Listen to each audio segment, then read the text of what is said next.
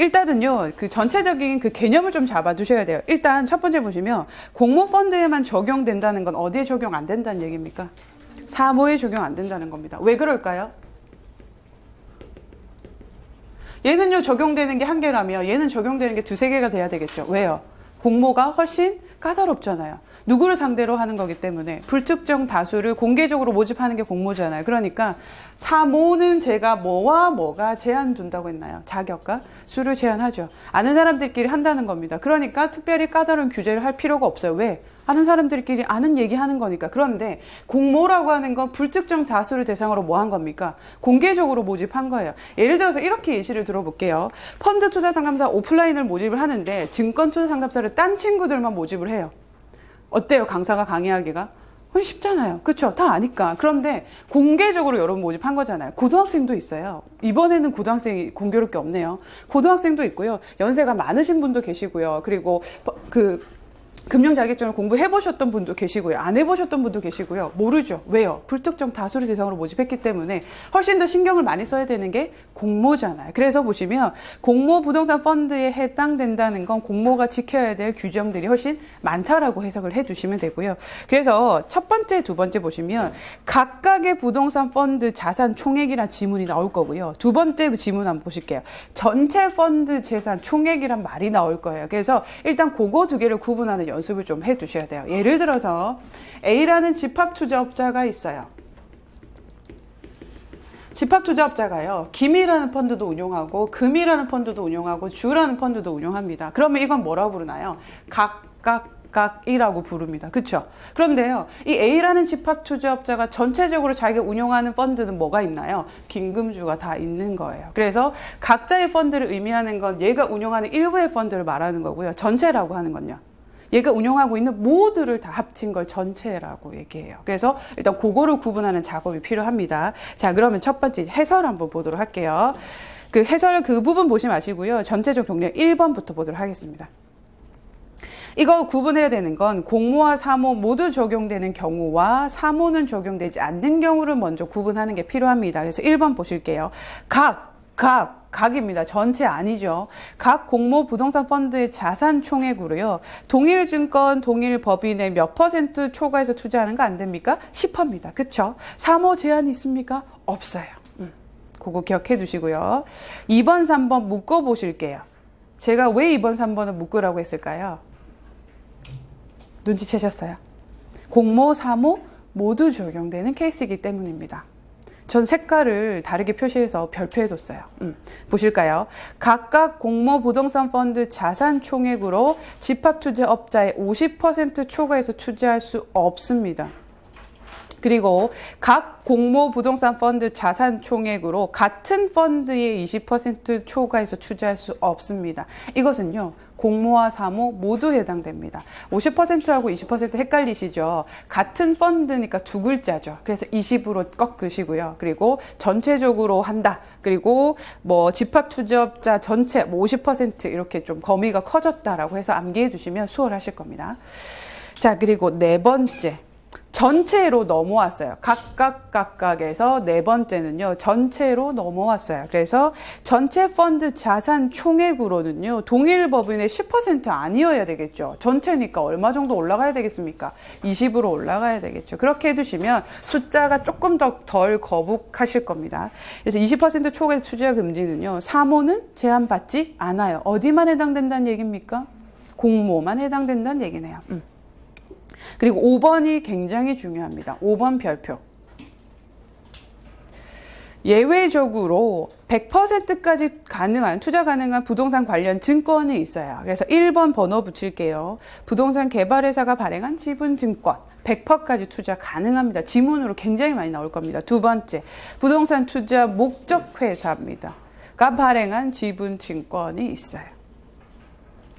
그 두 개는요, 100%까지 투자 가능합니다. 50% 초과하고 어디까지 가능하다고요? 100%까지 가능하다는 얘기입니다. 자, 그리고 6번은 아마 앞에서 배우셨을 거예요. 적격 요건을 갖추지 못한 사람과 장외 파생상품 거래했다가는 쫄딱 망하겠죠. 그러면 당연히 사모가 됐던 공모가 됐던 모두 지켜야 하는 게 맞겠죠. 그리고 7번, 요거 기억하시죠? 공모는 위험평가액이 몇 %입니까? 100%. 사모는요, 4자, 그쵸? 400%. 요거 기억하실 겁니다. 그리고 공모부동산 펀드로 사모에 투자할 수 없어요. 요것도 기억해 두시고요. 판매 보수 수수료 제가 알려드렸죠. 수수료 몇 %입니까? 2%. 그리고 보수는요, 1%입니다. 사모 제한이 있습니까? 사모는 제한 없습니다. 판매 보수 수수료는요, 어디에만 규정되어 있습니까? 공모에만. 사모는요, 그 수익을 잘 내주기만 하면 뭐 사모님들이 뭘 못 주겠어요. 그렇죠? 돈 많은 사람들이 하는 건데. 자, 그래서 사모는 제한이 없고요. 그럼 문제 한번 풀어보도록 할까요? 첫 번째, 공모에만 적용되는 운용 제한에 대한 설명으로 아닌 것은 물었습니다. 1번, 이런 거 보시면 겁 먹지 마시고요. 같이 풀어보실게요. 각각 부동산 펀드 자산 총액이니까 동일 법인은요, 몇 %입니까? 10%입니다. 아까 전체는 몇 %였어요? 20%. 그렇죠. 그렇게 암기하시면 됩니다. 그래서 2번 바로 나왔네요. 전체는 20% 초과에 투자할 수 없어요. 이렇게 정리해 주시면 되고요. 자, 각은 그쵸. 또 한 글자죠. 이렇게까지 암기할 수도 있어요. 전체는 두 글자잖아요. 20%. 저는 이제 공부할 때 그런 식으로 좀 많이 재미를 찾아서 암기하려고 했었고요. 그리고 세 번째가 틀렸네요. 적격 요건을 갖추지 못한 자와 장외 파생 상품 매매하는 행위를 할 수 없습니까? 공모에만 적용되는 거 맞습니까? 문제랑 안 맞잖아요. 얘는 어디도 적용돼요? 사모에도 적용되잖아요. 그래서 3번이 틀렸어요. 문장 자체가 틀린 건 아니에요. 그죠?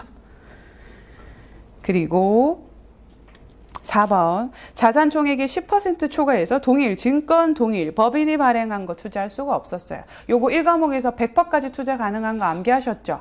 뭐뭐 있었어요? 100%까지. 국채, 그쵸? 통한증거, 그리고 뭐 있었어요? 정부가 원리금을 보증한 채권. 30% 하면 세 글자. 지방채하고 딱 연결하셔. 지방채 특채, OECD, 회원국이 발행한 증권, 그거까지. 그쵸? 그래서 기본적으로 그 문제가 쉬우면서도 좀 자주 나왔었어요. 100%까지 가능한 거 고르세요라고 나와요, 이제는. 네. 그래서 그거까지 같이 기억해 두시고요. 자, 그러면 4번 문제 푸실 수 있을 겁니다. 자, 이제 5번 한번 보도록 할게요. 실사라고 하는 거 제가 알려드렸나요? 실제로 가서 뭐 하는 겁니까? 조사하는 거잖아요. 제가 아까 밀물일 때 땅이 보이다가 썰물일 때 땅이 안 보여요. 왜 그럴까요? 왜 그런 땅을 샀을까요? 실제로 가서 공보상으로만 확인을 한 거예요. 등기부 등본상으로만 확인을 하고 실제로 조사를 안 한 거예요. 그래서 실사가 반드시 필요해요. 뭐 할 때는요. 실사보고서 같은 경우는요. 부동산을 취득하려고 할 때도 필요해요. 그리고 취득했던 건 나중에 파는 걸 뭐라고 할까? 한자로. 처분이라고요. 그 두 가지 때 다 실사 보고서가 필요한데요. 내용 먼저 보도록 할까요? 해설. 부동산이 진짜 그 존재하는지 여부, 현황, 그리고 거래 가격, 관련된 비용, 그리고 관련된 재무 자료, 수익에 영향을 미치는 요소, 그리고 권리 관계에 관한 사항, 그리고 실제로 조사한 그 조사자명, 실사자에 관한 사항 모두 다 기재해야 합니다. 그래서 그 실사 보고서에 포함되는 내용 시험 문제 조금 까다롭게 나온 다음에 이것도 암기하고 가셔야 되고요. 네 번째. 5번에 4번 보실게요. 개발 사업의 추진 방법에 대한 내용은 없었어요. 그쵸? 그거 제가 보고서 내용만 암기하시면 됩니다. 그 밖의 내용은요, 안 보셔도 되고요. 그러면 정답은 4번이 되겠고요. 자, 이제 6번. 금전 차입가 대여 여러분 잘 알고 계실 거예요. 그러면 기본적으로 원래 금전 차입가 대여 펀드 운용할 때 가능한 건가요? 원칙적으로? 금전 차입가 대여 안 되죠. 그런데 왜 부동산에만 허용해 줬을까요? 왜 부동산을 허용해 줬을까요? 부동산 투자할 때는 돈이 많이 들잖아요. 허용해줬어요. 그러면 대여는 몇 %예요? 암기하셨죠? 대여 몇 %예요? 100%죠. 차입은요? 네. 이거 암기하셨죠? 저는 헷갈려서요. 이렇게 했거든요. 이렇게 암기했었어요. 공부할 때. 이해되세요? 200. 차입 이렇게 되잖아요. 그래서 이렇게 외웠었어요. 공부할 때. 왜냐면 시험장 갔을 때 대여가 100인지 차입이 200인지 진짜 기억이 안 나요. 문제를 풀 때. 그래서 방법을 안 가리고 다 외웠었어요. 차입100 뭐 이렇게 외웠었어요. 네. 그렇게 암기를 해두시면 되고요. 자, 그리고 하나 제가 메모를 해드릴게요. 요것도 시험 문제 나옵니다. 차입 가능한 금융기관에 대해서 나와요. 요거 메모할게요.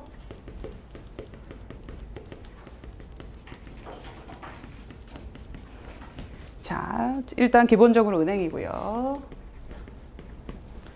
그리고 저축은행. 이건 보편적으로 알고 계실 겁니다. 일단 보험회사도 돼요. 보험회사 돈 많잖아요. 그죠? 그리고 다른 부동산 펀드. 3펀드. 대표적인 요 케이스들을 기억해 두시면 되십니다. 그거 6번 밑에 여유 공간에 적어 두시면 되시겠어요.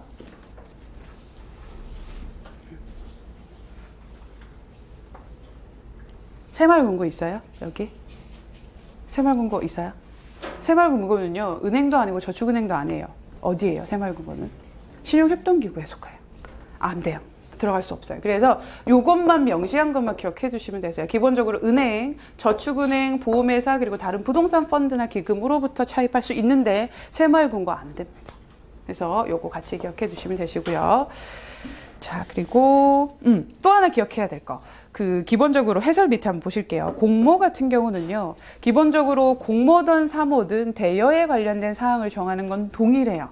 그런데 항상 까다롭게 규정을 받는 거 뭐였어요? 공모잖아요. 그러면 빌려주는 건 좋아. 어떻게 받아올 건데를 마련해둬야 되는 거 공모일까요? 사모일까요? 당연히 공모입니다. 그것을 네 글자로 회수방안이라고 하죠. 그래서 정리해 볼게요. 공모 같은 경우는요. 대여에 관한 사항도 정해야 해요. 1번. 그리고 또 뭐도 마련해야 된다고요? 회수방안에 대해서도 마련해야 돼요. 그러면 사모 같은 경우는요. 뭐만 규정하고 있다고요? 대여에 관한 사항만 정하면 되고 뭐는 안 정해도 된대요. 회수 방안에 대해서는 안 정해도 돼요. 당연한 얘기입니다. 훨씬 까다로운 게 항상 공모잖아요. 그리고 차입 200, 대여 100 이렇게 기억해 두시면 됩니다. 자, 그래서 6번 한번 보도록 할까요? 금전 대여에 관한 내용 중 바르지 않은 것은 첫 번째, 차입금 한도는요 200%입니다. 자산 총액에서 부채 총액을 뺐다는 건 뭐만 남은 상태예요? 순자산, 자본만 남았다는 상태죠. 그래서 그거 그렇게 해석해 주시면 되고요. 그리고 사모 한번 보도록 할까요? 금전 대여에 관한 사항을 정하고 있다. 맞네요. 그렇죠? 그리고 세 번째, 집합투자업자가 부동산에 대해서 담보권을 설정하거나 시공사로부터 지급 보증을 받는 등 회수하기 위한 수단을 확보해야 해요. 어떤 경우만요? 공모만요. 이는요, 사모에도 동일하다라고 했기 때문에 틀렸습니다. 그리고 네 번째, 부동산 개발 사업을 영위하는 법인을 대상으로 금전을 대여할 수도 있고요. 그쵸? 자, 그리고 3번 제3자 업무 위탁 한번 보도록 할까요? 아까 질문 주셨는데요. 그 집합투자업자에게 위탁할 수 있는 업무 한번 보도록 할까요? 해석 먼저 보도록 하겠습니다. 본질적인 업무 위탁 안 된다 그랬어요. 이거 아마 제가 첫째 시간에 알려드렸던 것 같아요. 제가 커피 장사하는데 원두를 내리는 노하우나 로스팅하는 노하우를 누구에게 맡기진 않아요. 그쵸? 그런 것처럼 본질적인 업무 혹은 지문은요. 핵심적인 업무라고도 나올 수도 있어요. 그래서 두 가지 똑같은 뉘앙스로 업무는 위탁 불가능합니다. 그 밖에 어떤 업무는 위탁할 수 있어요? 부수적인 업무도 위탁 가능합니다. 그래서 위탁 가능한 업무 시험 문제 나올 수 있어요. 별표해 두실게요. 첫 번째, 부동산 개발 및 부수 업무. 부수 업무란 말이 끝에 다 붙어요. 그죠? 두 번째, 관리 계량 및 부수 업무. 부동산 임대 및 부수 업무. 이 계량이란 말이 들어가면서요. 제가 실수한 게 있었어요. 예전에 공부할 때, 위치할 때 계량이 있었어요.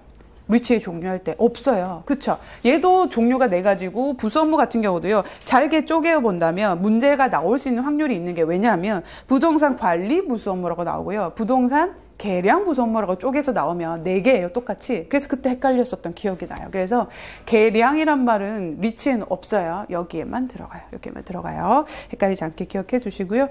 그래서 보도록 할게요. 7번 문제 보시면 위탁할 수 있는 업무에 해당되지 않는 건 당연히 취득 처분은요. 굉장히 본질적이고 핵심적인 업무에 속하는데 위탁 못하겠죠. 그래서 정답은 4번이 되고요. 나머지는 동일합니다. 자, 그리고 출제 예상 문제 저랑 함께 풀어보실게요. 자, 1번, 2번 문제부터 한번 보도록 하겠습니다. 첫 번째. 부동산을 기초자산으로 한 파생상품 투자할 수 없습니까? 할 수 있잖아요. 그쵸? 그래서 바로 틀렸고요. 두 번째. 지역권, 전세권, 임차권, 분양권, 부동산과 관련된 권리 내 50% 안에 넣어줘야죠. 그쵸? 맞고요. 그리고 세 번째. 특정한 부동산을 개발하기 위해서 존속기간이 정해진 회사가 발행한 증권에 아까 몇 퍼까지 투자 가능하다고 했나요? 제가 100% 기억나세요? 이거 중요합니다. 별표 취소했던 건데. 아까 공모의 제한 운용에서 나왔던 거예요. 그쵸? 그리고 네 번째, 펀드 재산의 50%를 초과해서 부동산에 투자하고요. 나머지는 어떤 걸 갖다 붙여도 상관이 있어요? 없어요. 어디에 투자했어요? 얘는요. 농산물, 광산물, 선박, 미술품에 투자 가능합니다. 특별재산 투자 가능해요. 자, 2번 보도록 할게요. 차익과 대여에 관련된 내용입니다. 보실게요. 키포인트.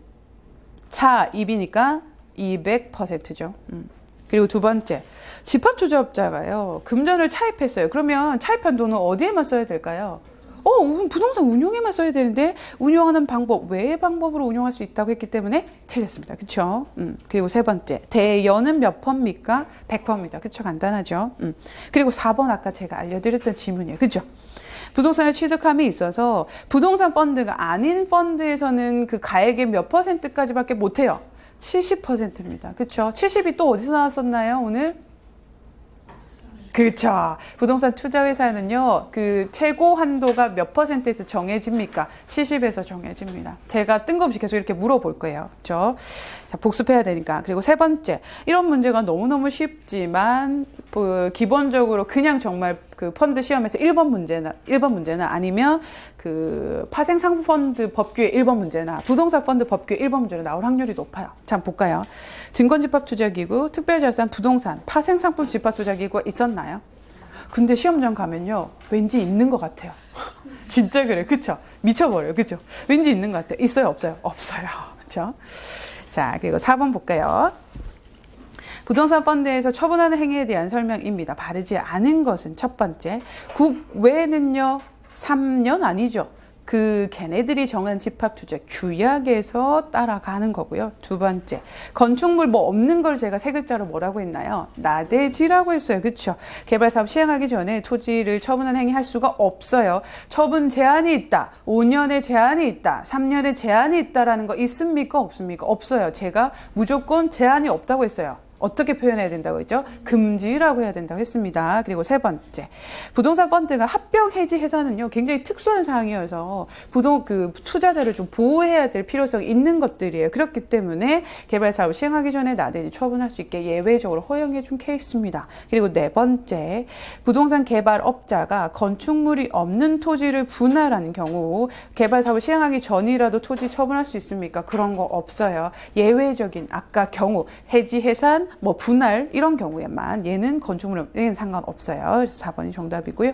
그리고 5번, 설립 주체가 발개인인 것은 하나 있네요. 어딥니까? 회사입니다. 그렇죠. 6번입니다. 볼까요? 운용 특례에 관한 설명 중 틀린 것은 제가 아까 이거 잘못 설명드렸어요. 볼까요? 집합투자업자는요, 펀드 재산으로 부동산을 취득하거나 처분하는 경우는요, 사업보고서 작성하는 게 아니었네요. 그렇죠? 뭔가요? 실사보고서예요. 실사보고서. 자, 그래서 실사보고서 내용도 함께 같이 기억해 두셔야 되겠고요. 그리고 두 번째, 부동산 펀드에서 부동산을 취득하는 경우 당해 부동산 펀드 재산으로 금전 차입할 수 있습니다. 그렇죠? 그리고 세 번째, 부동산 펀드 집합투자업자는 운용 특례에서 일부 업무를 제3자에게 위탁할 수 있습니다. 일부 업무라고 하는 걸 부수 업무라고 머릿속에 기억해 두시면 되겠어요. 그죠? 자, 그리고 금전 대여할 수 있죠. 그쵸? 대여할 수 있어요. 누구로부터 대여할 수 있을까요? 은행, 또 저축은행, 보험회사 또 있어요. 그쵸? 다른 부동산 펀드로부터 대여할 수 있습니다. 그쵸? 요 정도 패턴으로만 계속 반복해서 하실 수 있으면 법규에서는 이제 두 문제 다 맞히실 수 있습니다. 7번 가볼게요. 자, 1번. 틀린 게 뭐가 있어요? 1번에. 네. 권장이에요. 굉장히 아름다운 말로 돼 있어요. 권장. 권유하고 뭐 강요하는 거 안 좋은 말이잖아요. 근데 권장은 맞습니까? 아니에요. 뭐로 바꿔야 됩니까? 의무사항으로 바꿔야 됩니다. 그리고 두 번째, 제3자에게 업무 위탁하는 경우 있고요. 그쵸? 부동산 취득을 위해서 다른 부동산 펀드의 계산으로 금전 차입할 수 있어요. 그렇죠? 그리고 개발 사업을 영위하는 법인에 대해서도 금전 대여할 수 있고요. 뭐 다 맞는 말입니다. 이제 8번입니다. 운용 제한에 관련된 문제죠. 그죠? 다시 보실까요? 공모 같은 경우는요, 펀드 재산 총액의 10%를 초과해서 동일 증가 투자 행위할 수 없습니다. 맞죠? 그리고 두 번째, 뭐가 틀렸을까요? 전체가 나왔네요. 10%가 딱 걸리네요. 이제 조금 보이시죠? 그래서 반복해서 여러 번 풀어보시면 눈에 딱 보이실 겁니다. 몇 %로 고치셔야 되나? 20% 고치셔야 되죠. 그렇죠? 그리고 각각각 나왔네요. 3번. 각이니까 10% 초과의 숫자는 행위할 수 없습니다. 그리고 아까 4번 제가 중요하다고 했던 질문. 부동산 개발하기 위해서 존속기간을 정해서 설립된 회사가 발행한 증권은요. 몇 %까지? 100%까지였어요. 동일 종이 투자할 수가 있었어요. 그리고 9번 한번 볼게요. 사무부동산 펀드 특례. 자, 사모는요, 대부분 규정 적용이 배제되는 경우가 많네요. 봐주는 경우가 많다는 얘기네. 그죠? 두 번째. 타인에게 양도할 수 있을까요? 사모라고 한들 못해요. 그래서 이분이 틀렸어요. 그리고 세 번째, 사모부동산 펀드 집합투자업자는요, 일정한 방법으로 부동산을 납입할 수가 있습니다. 왜요? 봐줬잖아요. 전원의 동의가 있다면. 금전이 꼭 원칙은 아니란 얘기죠. 그리고 네 번째, 부동산 개발 사업을 영위하는 법인에 대해서 금전을 대여하는 경우 사모펀드는요, 담보권을 설정하거나 지급 보증 받아도 되지 않는다. 이게 무슨 얘기인가요? 뭘 돌려서 이렇게 풀어놨나요? 회수 방안을 마련하지 않아도 된다는 얘기를 이렇게 풀어놓은 겁니다. 그렇죠? 뭐는요? 사모는요. 회수 방안 마련 필요 없잖아요. 뭐만 해당됩니까? 공모만 해당되죠. 그런데 대여에 관한 사항은 공모이던 사모이던 모두 다 정해야 되죠. 회수 방안은 뭐는 정하지 않아도 되는 겁니까? 사모는 정하지 않아도 되는 겁니다. 그렇게 풀면 되고요. 자, 이제 영어 파트입니다. 총 6문항이 출제될 거고요. 323페이지 가볼까요? 이 파트에서 그 투자기법하고 원래 나왔던 포트폴리오가 좀 어려운 파트였어요. 그게 다 삭제가 돼버렸어요. 그러면 기본적으로 종류 특성 관련된 내용 그리고 위험과 관련된 내용이 더 자세하게 나온다는 얘기입니다. 그러면 일단은요, 제가 봤을 때 영업에서 딱 한 문제 나올 수 있는 건 가장 간단한 거. 어떤 게 나올까요? 실물형 종류하고요. 그쵸? 전체적으로 부동산 펀드 종류하고 묶어서 헷갈리게 나옵니다. 일단 가장 간단하면서 한 문제 맞추실 수 있는 겁니다. 그래서 볼게요. 323페이지. 부동산 펀드 종류가 크게 5가지입니까? 여러분 6가지입니까? 일단 그거 아셔야 돼요. 5가지예요, 6가지예요. 준부동산 껴줘요, 말아요? 안 껴줘요. 그래서 총 5가지라는 거 일단 먼저 아셔야 돼요. 어찌어찌 하다 보니까 걔는 실제적으로 좀 우리가 다룰 때 그래도 부동산에 가깝더라라고 껴주는 게 준부동산 펀드예요. 그런데 원칙적으로는 맞아요? 아니에요? 아니에요. 그러면 본질적으로 부동산 펀드의 종류는요, 몇 가지예요? 크게 5가지예요. 자, 보실게요. 실물형은 뭐 하는 겁니까? 실물형은 진짜 부동산 사고 파는 거예요. 그쵸? 그리고 두 번째, 대출형이에요. 맞죠? 그 PF는 제가 좀 이따 설명드릴게요. 그리고 세 번째, 부동산에 관련된 뭐도 사고 팔 수가 있어요. 권리도 사고 팔 수가 있어요. 그쵸? 그리고 네 번째, 증권형 부동산 펀드. 예를 들어서 여러분 생각해 보실게요. 실제로 매매를 하게 되면 어떤 번거로움이 있을까요? 유동성 위험에 처할 수도 있고요. 또 실제 매매하게 되면 세금이 많이 나가요. 그렇죠? 그런데 그것을 증권화해 볼게요. 그러면 실제 이런 건물이 있어요. 그 건물을 증권화하면 세금에 대한 부담도 없고요. 어때요? 유동성도 조금 더 높을 수도 있어요. 그래서 많은 사람들이 증권에 투자하려고 하죠. 증권화해서. 그래서 그게 네 번째 증권형 부동산 펀드고요. 5번째가 뭡니까? 파생상품형 부동산 펀드입니다. 그런데 페이지 넘겨보실게요. 준부동산 펀드 있죠? 종류에 맞아요? 아니에요. 준부동산 펀드 종류 아니에요. 그래서 한번 보실게요. 325페이지에 1번 문제 해설 한번 보실게요. 6번. 325페이지 1번의 해설 한번 보실게요. 제일 끝에 보실게요. 준부동산 펀드에 대해서 뭐라고 나와 있나요? 부동산 펀드는 아니지만이라고 나와 있어요. 그쵸? 그래서 실질적인 내용, 경제적 효과 측면에서 볼 때는요. 간주한다란 말 아시죠? 간주하는 건 뭐 한 거예요? 그렇게 우리 하는 걸로 약속하자라고 하는 게 간주예요. 그렇죠? 그래서 부동산 펀드, 준부동산 펀드까지 크게 6가지를 기억해 두시고요. 항상 딱 정할 땐 몇 가지입니까? 5가지 정해 두셔야 돼요. 자, 그러면 헷갈려 하시는 게 323페이지 다시 돌아가 볼게요. 크게 부동산 펀드 종류 5가지와 헷갈리실 만한 게 뭐예요? 매매, 그 실물형 부동산 펀드 종류 5가지하고 헷갈리세요. 그쵸? 자, 실물형 부동산 펀드는 크게 매매형, 임대형, 계량형, 경공매형, 개발형이 있습니다. 그쵸? 그래서 요거 종류와 크게 부동산 펀드 5가지 종류랑 헷갈리시면 안 됩니다. 그쵸? 절대 헷갈리시면 안 돼요. 일단 그거 한 문제 나올 수 있으니까 정리 잘 해두셔야 되겠고요. 자, 그러면 제가 이 파트에서는 투자자 상담 그리고 투자기법 포트폴리오 안 보셔도 된다고 했습니다. 그 부분 안 보셔도 되고요. 그러면 325페이지 가볼까요? 자, 기본적인 맥락을 먼저 좀 짚어볼까요? 부동산 펀드 종류 첫 번째 나오는 게요. 실물형에 대해서 나오네요. 그쵸? 그리고 다음 페이지에도 자, 이제 나오니까 일단 325페이지 가볼게요. 해설 보도록 하겠습니다. 실물형 같은 경우는요. 크게 몇 가지가 있나요? 실물형은 크게 5가지가 있었죠. 그쵸? 실물형. 첫 번째, 실물형 부동산 펀드는요, 다 기본적으로 50%를 뭐 한 겁니까? 기본적으로 펀드는 50%를 초과해서 어디에 투자하는 겁니까? 실제 그냥 빌딩이나 건물 이런 데 투자하는 겁니다. 그래서 종류가 몇 가지가 있다고요? 매매, 임대, 계량, 경공매, 개발 5가지 종류 있어요. 자, 그리고 대출형 한번 볼까요? 50%를 초과해서 부동산 개발과 관련된 법인에 대출해줘요. 돈 밀려주고 걔가 뭐 할까요? 받은 돈으로 열심히 운용하겠죠. 그리고 나서 수익이 나오면 대출 갚을 거 아니에요. 그럼 얘는 그걸로 먹고 사는 거예요. 그쵸? 그리고 세 번째, 권리형입니다. 권리라고 하는 건 뭐가 있어요? 지상지역, 전세, 임차, 분양권이라고 하는 권리가 있어요. 좀 이따 자세히 볼 거예요. 물권과 크게 채권으로 구분해서 정리할 겁니다. 그리고 증권은 어떤 면에서 혜택이 있다 그랬나요? 실제로 매매하는 것과 동일한 효과를 누리지만 뭐 할 수 있어요? 세금이라든지 이런 부분에 훨씬 간편하고 편리하게 투자 가능하기 때문에 증권형 형태로 투자한다고 했습니다. 그리고 파생상품형 많을까요? 사실 실제 사례가 적을까요? 네, 많지 않아요. 그래서 일단은 50%를 초과해서 기초자산이 뭐가 되는 거예요? 재료가. 제가 그때 파생상품 설명드렸잖아요. 사과라는 걸 파생해서 뭐 만들 수 있다고 했나요? 사과잼, 사과 주스, 그리고 애플파이 다 만들 수 있는 것처럼 이 파생상품은 기초자산이 뭔 거예요? 재료가. 부동산인 거예요. 그쵸? 그래서 부동산을 기초자산으로 하는 어디에 투자한 거? 파생상품에 투자한 거. 그리고 하나 껴줘요 말아요. 어때요? 준부동산 펀드. 볼까요? 부동산 펀드가 맞나요? 아니지만 실질적인 내용 경제적 효과 측면에서 간주해보자. 어떤 게 있을까요? 준부동산 펀드. 선박. 부동산이라고 하는 건 여러분 어떤 게 부동산이에요? 동산은 뭐고 부동산은 뭐예요? 동산. 움직이는 거잖아요. 자동차 이런 것도 움직이잖아요. 근데 부동산은요? 움직이지 않는 자산을 부동산이라고 하는 거잖아요. 그러면 선박 같은 거 한번 보도록 할게요. 크루즈 같은 거 보면 건물 높이 보통 7, 8층 정도 되는 게 그 대형 크루즈 같은 거 있잖아요. 움직여요, 안 움직여요, 잘?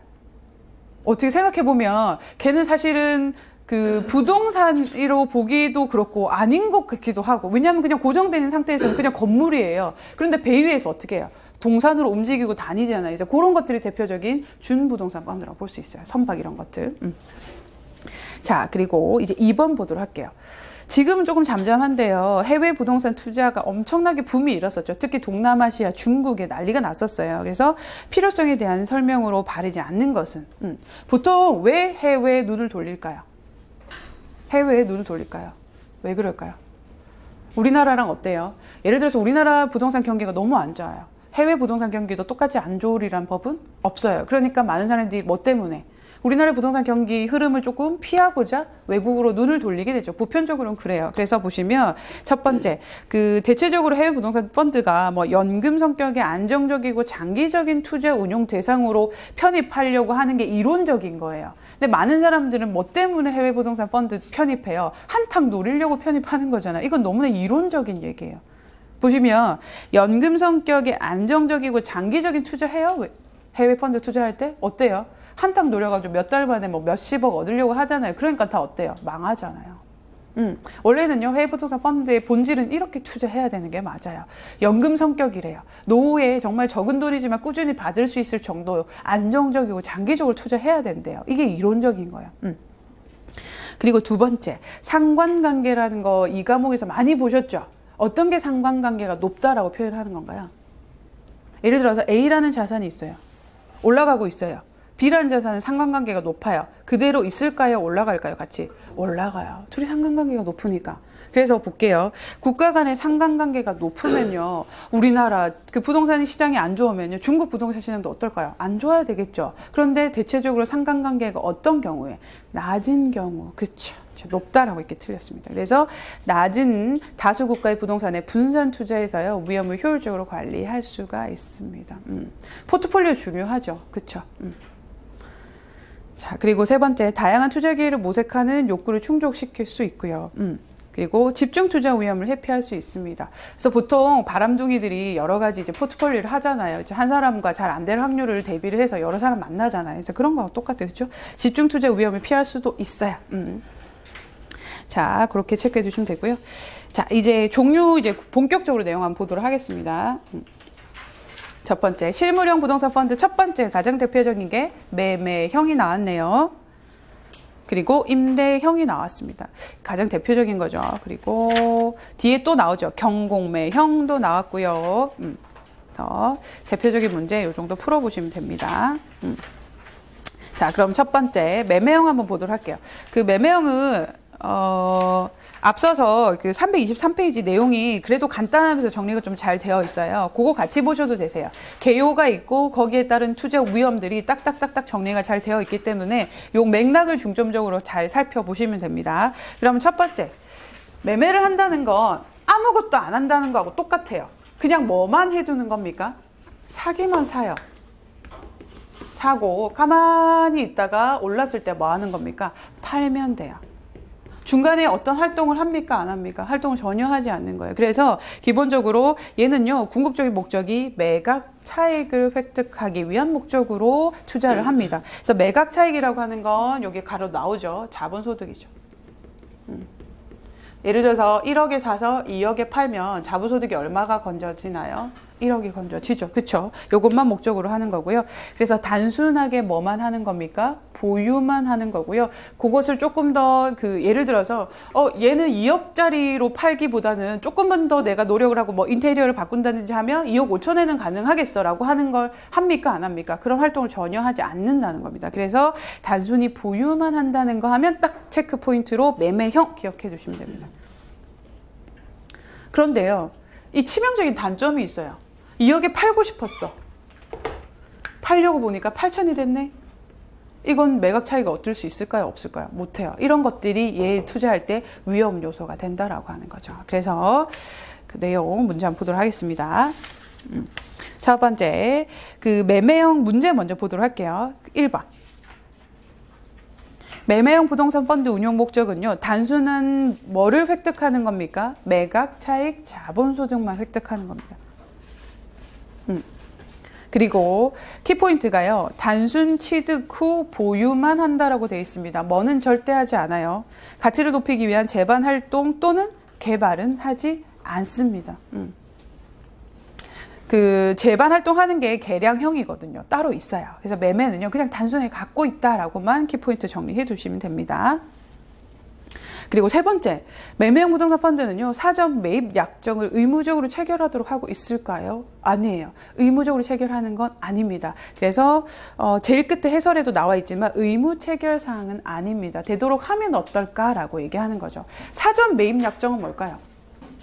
사전에요, 미리 뭐 하는 겁니까? 매입하기로 약속을 하는 거예요. 누가요? 매도자가요. 지금 팔면서 예를 들어서 1억짜리 팔면서 뭐라고 얘기하는 거예요? 내가 다시 나중에 1억 2천에 사줄게 하는 거예요. 이걸 왜 해요? 안 해요. 맞죠? 사전 매입 약정하면 사실은 매수자 입장이 좋겠죠. 안전하게 내가 거래를 할 수 있는 거니까 나중 걱정 안 해도 되는 거예요. 그런데 매도자 입장에서는 바보예요. 맞죠? 이거 왜 내가 다시 사주겠다는 약속을 하는 겁니까? 그래서 의무사항이 아니라고 나온 거죠. 그쵸? 그래서 보시면 사전 매입 약정 한번 보도록 할게요. 자율적으로 체결합니다 라고 해서 나와 있고요. 그 사전 매입 약정이라고 하는 것은 부동산을 매도하는 사람이, 그쵸? 일정 시간이 지나서 다시 뭐 해주겠다고 약속하는 겁니까? 다시 사줄게 라고 약속하는 겁니다. 그래서 계약의 의미인데요, 내가 어떤 남자가 있어요. 야, 우리 지금은 너무너무 사랑해서 헤어지지만 1년 후에 내가 너를 다시 만나줄게. 그걸 그 남자가 지킬까요? 더 좋은 여자들이 많은데 안 지키잖아요. 그쵸? 그래서 그런 거 똑같아요. 그렇기 때문에 대부분의 매도자들은요, 사전 매입 약정을 체결하지 않아요. 의무사항이 아니기 때문입니다. 자, 그리고 네 번째 보도록 할까요? 4번. 매매형 부동산 펀드의 주요 점검 사항이 있어요. 일단은요, 나중에 팔려면 살 때 어떻게 해야 될까요? 잘 사야 돼요. 그쵸? 그래서 보시면 부동산의 위치 사실 너무 중요하죠. 입지 조건 정말 중요하고요. 거래가 활성화될지 시장성이 있는지 여부를 보는 거죠. 그리고 매입 가격이 적정한지. 예를 들어서 나는 정말 잘 샀다고 생각한 거예요. 1억에. 근데 알고 봤더니 남들보다 3천을 더 비싸게 산 거예요. 그럼 나중에 2억을 못 받죠. 당연한 거, 난 더 비싸게 샀으니까. 그쵸? 그래서 매입 가격의 적정성, 그리고 소유권 이전 문제, 그리고 물리적 기술적 하자. 사고 봤더니 건물이 막 무너져 내리고, 뭐 물이 새고 뭐 이런 거죠. 그리고 부동산 시장 전망 등을 잘 살펴봐야지 내가 원하는 가격에 팔고 나올 수 있다라고 하는 겁니다. 자, 그리고 두 번째, 임대형 부동산 펀드. 실제적으로 실무령에서는요, 임대형 부동산 펀드가 제일 많이 나옵니다. 가장 활성화되어 있고요. 한번 보실까요? 임대형 부동산 펀드의 주요 점검 사항 보도록 하겠습니다. 임대형 부동산 펀드는 뭐 하는 건가요? 어떤 소득과 어떤 소득을 다 취할 수 있을까요? 임대형 같은 경우는요. 기본적으로 임대형 부동산 예를 들어서 제가 상가를 샀어요. 상가를 사고 나중에 비싸게 뭐 할 수 있을까요? 팔 수도 있어요. 그러면 기본적으로 자본소득을 얻을 수 있어요. 또 어떤 소득이 있을까요? 임대 같은 경우는요. 중간중간에 제가 뭘 받아요? 임대소득이 있어요. 그래서 두 가지를 모두 다 누릴 수 있는 게 그 기본적인 임대형 부동산 펀드입니다. 그래서 주요 점검사항 보도록 할까요? 당연히 임대료와, 그렇죠, 중간중간 임대료, 그리고 공실률 아시죠? 공실률하고 반대되는 게 뭔가요? 반대되는 게 뭔가요? 비어 있으면 찬 게 있잖아요. 뭐예요? 점유율이잖아요. 그렇죠? 공실률이 높다는 건 점유율이 낮다는 얘기고요. 공실률이 낮다는 거 많이 점유해 있다는 소리네요. 그게 합쳐서 얼마인가요? 100%잖아요. 그죠? 그래서 보시면 임대료와 공실률을 미치는 요인들 당연히 잘 봐야 되겠죠. 중간중간 임대 수익을 못 받을 수 있기 때문에. 그리고 두 번째, 돈 빌릴 수 있어요. 차익 규모의 적정성. 그리고 향후 매각 가능성, 매각 가격. 왜요? 얘 같은 경우도 자본소득을 획득할 수 있기 때문에 그래요. 그죠? 그리고 시공사의 신용등급 상관없어요. 임대형 부동산 펀드 같은 경우는요, 지어가지고, 얘를 처음부터 땅부터 닦아서 지어가지고 사고 팔까요? 아니에요. 기존에 있던 상가, 기존에 있던 건물을 사고 팔기 때문에요. 시공사가 그걸 짓기 위한 신용등급을 받건 안 받건 상관 있어요? 없어요? 없어요. 그래서 해설 보시면, 기본적으로 임대형 부동산 펀드는요, 대부분 완공된 부동산을 매매하잖아요. 그쵸? 상관없어요. 그래서 시공사의 신용등급과는 크게 관련이 없어요. 자, 그러면 요거 제가 3번, 4번까지만 하고 또 공부할 시간 잠깐 드릴게요. 3번. 임대형 부동산 펀드에 대한 설명으로 거리가 먼 것은 하면 첫 번째, 임대형 부동산 펀드 같은 경우는요, 일단 4번 먼저 한번 볼까요? 리츠가 또 나와요. 기본적으로 4번 문제 이렇게 단답형으로 나올 수가 있어서 요거 잘 유념해서 봐주실게요. 부동산 간접 투자 상품이 리츠와 가장 유사한 것은 임대형 부동산 펀드와 가깝습니다. 왜 그럴까요? 리츠가 제가 아까 어떻게 하는 거라 그랬어요? 많은 사람들에게 돈을 받고 열심히 운용해서 그 수익을 돌려주는 형태라고 했잖아요. 그래서 임대형과 유사합니다. 임대 같은 경우도 보시면 유사한 부동산 펀드는 임대형 부동산 펀드인데요. 밑에 한번 보실게요. 50%를 초과해서 부동산을 취득한 후 임대하고 나서 나중에 뭐 하는 거예요? 매각하는 형태잖아요. 그래서 리츠하고 유사한데요. 그런데 기본적으로 CR 리츠라고 하는 건요, 범위가 더 넓을까요? 일반적인 리츠보다 좁을까요? 좁잖아요. CR 리츠는 뭐만 대상으로 제가 한다고 했습니까? 구조조정할 대상 건물만 대상으로 한다고 했기 때문에, 그래서 보시면 찾으셨나요? CR 리츠의 대안적인 성격으로 일반적인 리츠, 즉 임대형 부동산 펀드가 더 많이 활성화되어 있다고 보시면 됩니다. 그렇게 해석해 주시면 되시고요. 왜냐하면 CR 리츠 같은 경우는요, 이렇게 되죠. 임대형 부동산 펀드가 범위가 이렇다면 CR은요, 구조조정 대상인 것만 대상으로 하니까 얘를 더 커버할 수 있는 범위가 더 넓어졌다고 보시면 되세요. 그래서 그거 정리되셨으면 3번 올라가 보겠습니다. 1번. 임대형 부동산 펀드는요, CR 리츠의 대안적인 성격을 나타내는 거다. 맞는 표현이고요. 두 번째, 이것도 중요한 문장이에요. 공실률을 처음에 딱 봤어요. 빈방이 없어요. 와, 대박. 이거 나면 나 진짜 대박 나겠다라고 생각했어요. 그런데 임대되지 않는 경우에 발생하기 때문에 취득할 때 공실이 없다 하더라도 뭐가 될 수 있어요? 충분히 운용하면서 공실률이 커질 수 있는 거예요. 그건 모르는 거예요. 그렇기 때문에 공실로 인한 위험은 발생하지 않는다라고 아예 정의 내렸기 때문에 틀렸어요. 발생할 수 있는 확률은 있죠. 그래서 2번이 틀렸고요.